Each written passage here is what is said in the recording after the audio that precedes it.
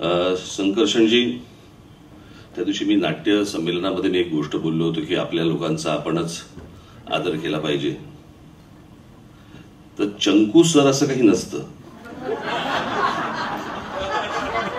त्याच्यामुळे चंद्रकांत कुलकर्णी सर मी समजू शकतो,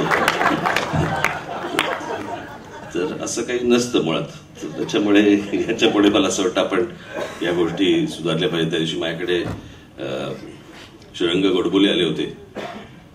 त्यांनी मला सांगितलं की मी परवा दिवशी कॅफे गुडलक मध्ये गेलो होतो आणि तिकडे सांगितलं की मला 2 आनंदरावांची ऑमलेट द्या म्हणून.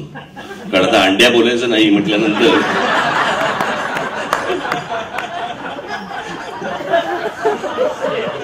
त्याच्यामुळे कोण कसं घेईल काय माहिती. सर, तुम्हाला एक परभणीची आमची आठवण सांगतो.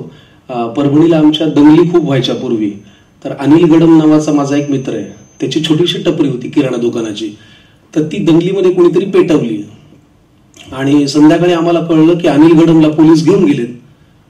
सगळ्या गावात चर्चा सुरू झाली की अरे त्याचीच टपरी पेटवली ना, त्याला का घेऊन गेलेत.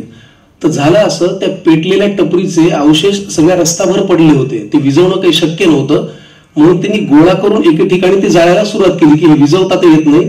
तर लोकांना असं वाटलं की ह्यानेच पेटवले आणि त्यालाच घेऊन गेले होते. तसं माझं झालं. मी मुंबईत आल्यापासून सगळ्यांना सर म्हणत आलोय, पण आज मलाच कानपिचकी मिळाली की चंकू सर असं काही नसतं. पण बरोबर आहे, चंद्रकांत कुलकर्णी सर. आजपासून आम्ही तुम्हाला चंद्रकांत कुलकर्णी सर म्हणू आणि हेही आम्ही लक्षात ठेवू. पण बरं आहे, थँक्यू सो मच.